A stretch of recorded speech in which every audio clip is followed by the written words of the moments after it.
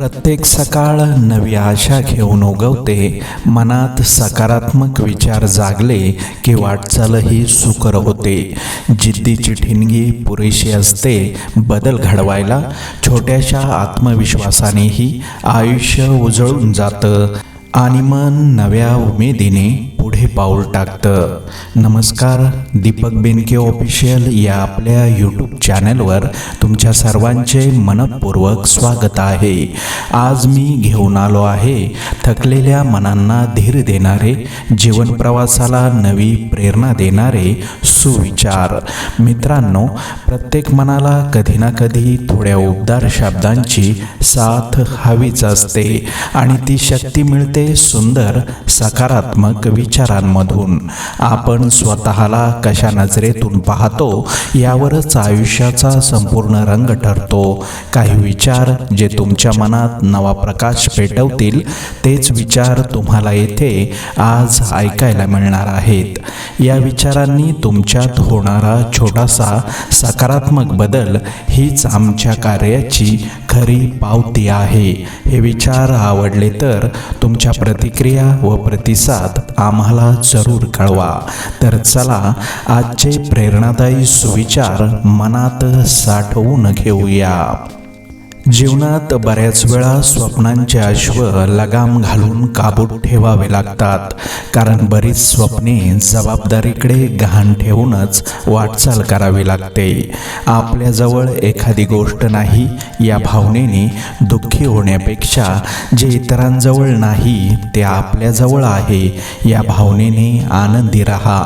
आयुष्यात कोणतीच व्यक्ती व्यस्त नसते, फक्त आपण किती महत्त्वाचे आहोत त्यानुसार आपल्याला ती व्यक्ती वेळ देत असते. खूप कमी लोक आपल्या आयुष्यात सुख आणि आशीर्वाद घेऊन येतात, पण खूप लोक आपल्याला कटू अनुभव आणि शिकवण देण्यासाठी येतात. चांगलं करूनही काही लोक तुम्हाला वाईटच समजत असतील तर तो तुमचा दोष नाही. कदाचित तुम्हाला ओळखण्या इतपतचा बुद्ध्यांक त्यांच्याकडे नाही. मोठे निर्णय घेताना भीती वाटणे साहजिक आहे, पण केवळ भीतीमुळे निर्णय न घेणे मात्र चुकीचे आहे. माणूस कधीही आपण समोरच्याशी कसं वागलो ते पाहत नाही, पण समोरचा आपल्याशी कसं वागत आहे ते नेहमी लक्षात ठेवतो. वर्तमानातूनच सुख वेचण्याचा प्रयत्न करा. भविष्य फार धूर्त आहे, ते फक्त आश्वासन देतं, खात्री नाही. देण्याची सवय लावून घेतली की येणं आपोआप सुरू होतं, मग तो मान असो, प्रेम असो किंवा वेळ. बऱ्याचदा पाहिजे तसं आयुष्य जगता येत नाही, कारण आयुष्यातले बरेच छंद जबाबदारीकडे गहाण ठेवावे लागतात. सरळ सरळ जे आहे ते सांगण्याचं धैर्य आपल्यात हवं. त्यातून जी नाती टिकतील ती टिकतील, जे सोडावं लागेल तिथं इलाज नाही. सकारात्मक राहिल्यास आलेली संकटे, समस्या सगळ्यांचा सामना निर्भयपणे करता येतो. माणूस तेव्हा मोठा नसतो जेव्हा तो मोठ्या मोठ्या गोष्टी बोलतो, तो तर तेव्हा मोठा होतो जेव्हा तो लहान लहान गोष्टी समजून घेतो.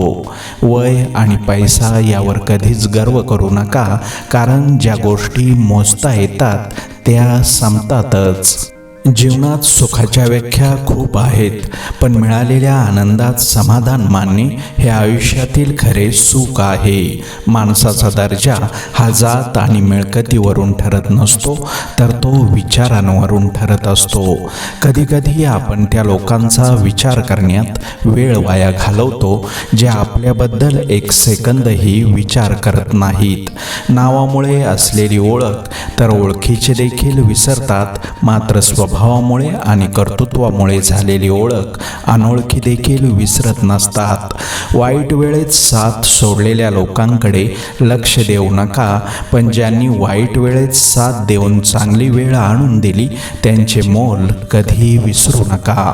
चांगल्या गोष्टी घडत नसतात, तर त्या घडवाव्या लागतात. त्यासाठी योग्य वेळी योग्य ते निर्णय घ्यावे लागतात.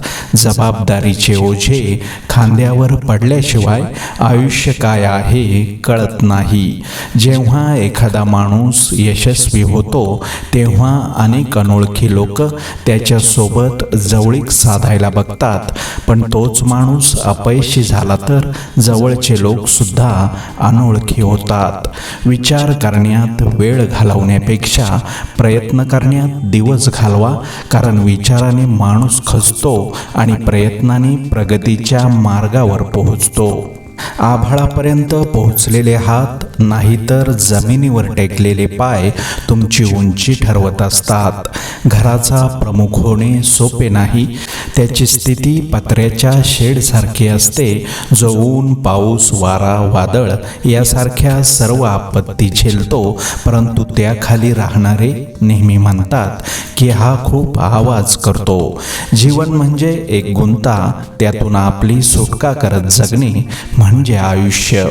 जिलेबी ही फक्त गोडच नसते, तर ती एक महत्त्वाचा संदेश देते की स्वतःची कितीही गुंतागुंत असू दे, दुसऱ्याला कायम गोडवास द्यायचा.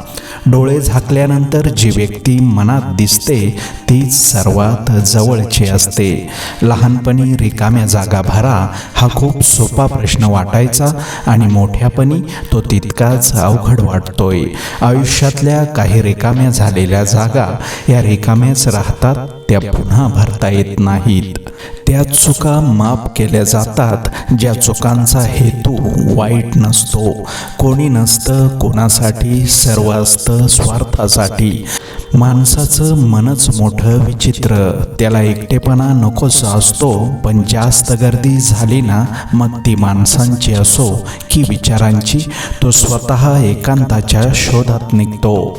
पूल आणि भिंत या दोन्हींच्या बांधकामामध्ये समान गोष्टी वापरल्या जातात, तरीही पूल लोकांना जोडण्याचे काम करतो आणि भिंत लोकांना एकमेकांपासून वेगळे करण्याचे. माणसालाही देवाने समान बनवले आहे, परंतु त्याची वर्तणूक त्याच्या संस्कारांवर अवलंबून असते. माणसांसाठी वेळ काढला की वेळेला माणसं उभी राहतात. गती येण्यासाठी आपले चरण आणि प्रगती होण्यासाठी आपले आचरण खूप महत्त्वाचं आहे. संस्कार म्हणजे स्वतःच्या मनावर ताबा आणि दुसऱ्याच्या दुःखाची जाणीव. चुकीच्या निर्णयाविरोधात जाहीर बंड करण्याची धमक ज्यांच्यात असते, त्यांच्यात स्वतःचं अस्तित्व निर्माण करण्याची देखील धमक असते. एकटं पडण्याची भीती त्यांनाच असते ज्यांना गुलाम म्हणून जगण्याची सवय असते. केलेल्या मदतीला कधी उपकार समजू नका.